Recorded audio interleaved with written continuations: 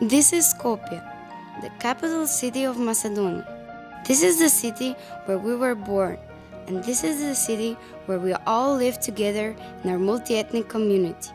Macedonians, Turks, Albanians, Serbs, Croats, Slovenians, Roma, Vlachs, Bosniaks, and Jews. And this is our story about one day in March and the Jews in our country. In fact, there were many days in March that were important for the destinies and lives of the Macedonian Jews. Jewish history is about 6,000 years old, and so is the Jewish religion. Jews started to live on the territory of Macedonia and the Balkan around the 3rd century BC.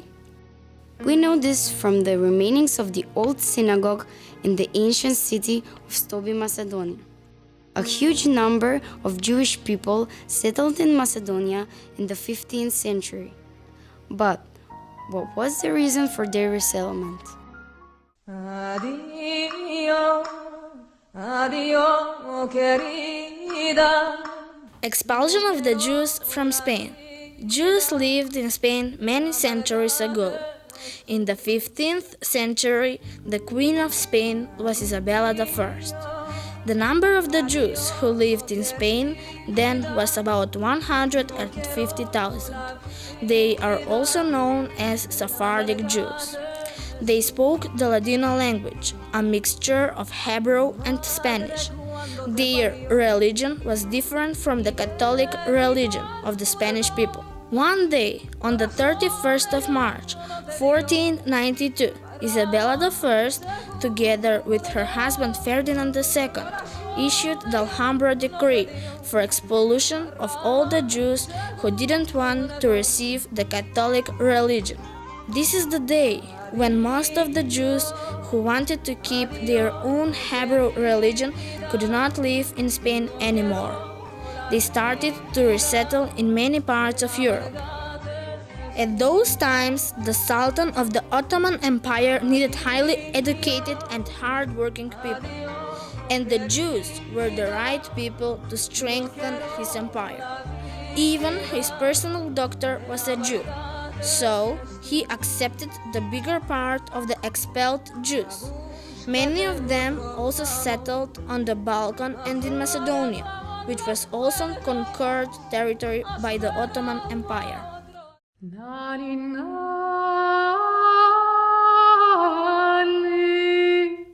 Macedonia was under the rule of the Ottoman Empire for about 5 centuries till the beginning of the 20th century. The Jews who lived in Macedonia had equal rights like the Macedonians. They were highly educated people, doctors, lawyers, tradesmen. The Sultan allowed them to build their synagogues and to keep their religion. They also had their synagogue in Skopje. They celebrated their holidays and kept their traditions and customs. The Jewish children went to schools and had equal rights like all the other children in Macedonia. The families of the Jews and the Macedonians had very good relationships. They showed great respect to each other. But the Jews, like Macedonians and other nationalities who lived on our ground, had to pay very big taxes. And still, they were satisfied that they had normal life without expulsions or murders or any hatred against them. By the end of the 19th century, in Germany and Austro-Hungary, the propaganda against the Jews became stronger. The lies about the Jewish rituals that were created back centuries ago in the medieval age started to spread out again, and they started being humiliated again and not treated humanly. Then, in 1933, Hitler came to power. He was the leader of the Nazi Party, and German people followed him. He promised his people to lead them in better life. But what he did was his plan for the biggest mass murder in the history of mankind: to make clean German race and to kill other races, like Jews, Slavs, Roma people. He also accused Jews guilty that Germany lost the First World War and also for the very big economic crisis in his country. About 11,500 Jews lived in Macedonia before the Second World War. 8,000 in Bitola, 3,000 in Skopje, and 500 in Stip. Hitler conquered Poland in 1939 and then followed many European countries. One of them was Macedonia.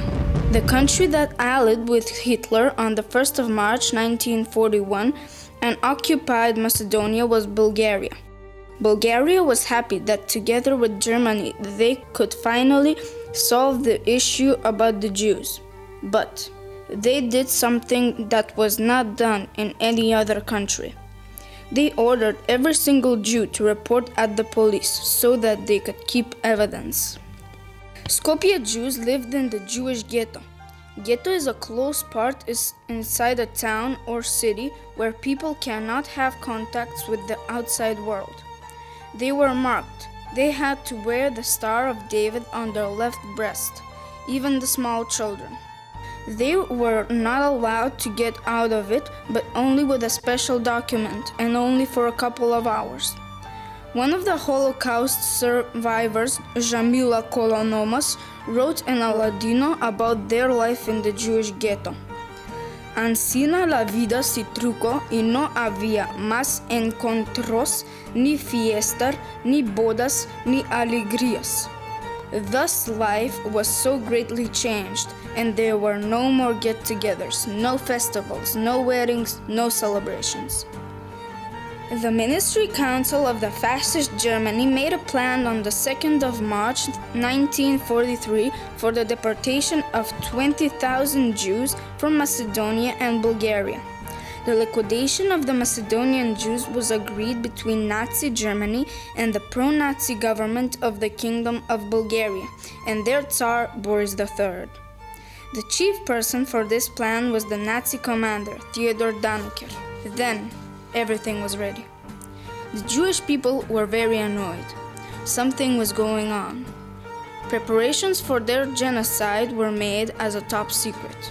But many activists from the partisans organizations and activists who were fighting against the fascist regime found out that something was planned for the Jews. Nobody heard about the death camps before. On the 10th of March 1943, the delegation of the Jewish community was welcomed by the Orthodox Bishop of Macedonia, who sincerely promised them that nothing would happen to them. And then, in March 1943, the Holocaust began. What is a Holocaust?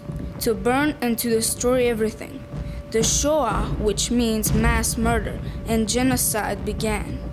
Holocaust means mass and systematic murder of 6 million European Jews in the Second World War.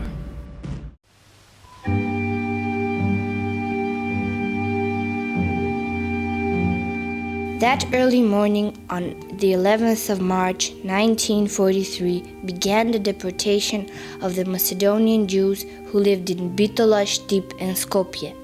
The Bulgarian police and soldiers made blockades to stop people escape out of the cities. And that day before the deportation, one Macedonian family, Alexander and Blago Todorov, who lived in the Jewish part of Skopje and who had no children on their own, then asked their Jewish neighbors, who had a little daughter by the name Titika, to take her at their home and protect her. They felt something bad was going to happen. Titika's new home was the home of the Todorov family. They risked their lives. The Bulgarian fascists could have captured them if they had found Titika was a Jew. In a well-planned operation, they gathered and arrested in trucks the whole population of 7,341 Macedonian Jews on that day of the 11th of March. They took them to the provisional camp in the tobacco warehouses in Skopje, the so-called monopole. They were humiliated, beaten. They had one slice of bread a day and sometimes watery beans of rice. One whole family lived in only one box. The Bulgarians told them they would send them to work camps in Bulgaria, but this didn't happen. For only 1 week, 7,144 of these Jews were deported to the Treblinka death camp in Poland, occupied by the fascist Germany. They started in the monopole till the 22nd of March. Then their deportation to the camp death started. They were put in cattle wagons stamped by the Bulgarian railroad symbols, 70, 80, 90 of them. Then the Bulgarian police and soldiers locked the wagons. Not the mere basic human conditions had they during their journey of 6 whole days to Treblinka, no food, no water. The same happened on 25th of March and the 29th of March 1943, when the last cattle train loaded with Macedonian Jews traveled to Treblinka. There were babies and small children with their parents. More than 2,000 children under the age of 16 were on the wagons that were driving them to death. Then they arrived in the death camp. The German soldiers told them they would take the children for a doctor checkup, but all the children were taken to the provisory first aid house and immediately shot dead with 1 bullet in their head. The German soldiers sent all of the adults to the campsite barracks. Then in just a couple of days, they sent them directly to the death chambers. They told them they would have a shower, but instead of water, they let deadly gas through the pipes. Not a single person survived this. All 7,144 Jews from Macedonia were killed. Only the documents remained and silent proof about the horror destiny of a whole community, about the thousands and thousands innocent people and children. They are the proof of how far the fascist mass murders humiliated and ashamed humankind, and with all these they degraded themselves with their monstrous acts. In the Treblinka death camp, 900,000 people were killed, and 750,000 of them were Jews.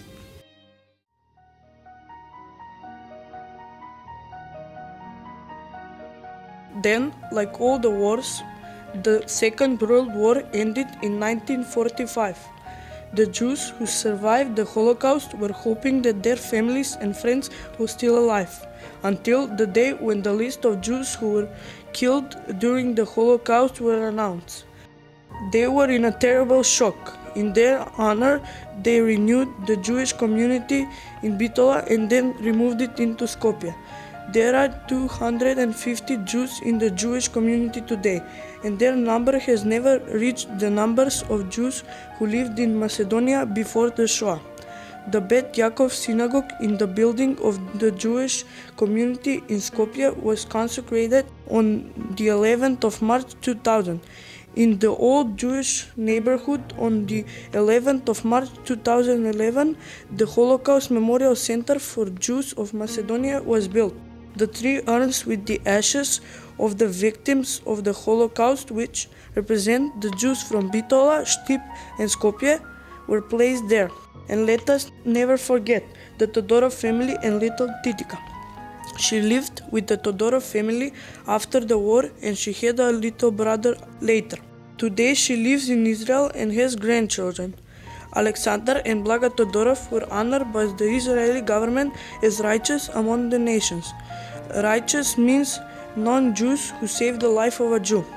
The old Jewish proverb says, "To save a human life is like you save the whole world."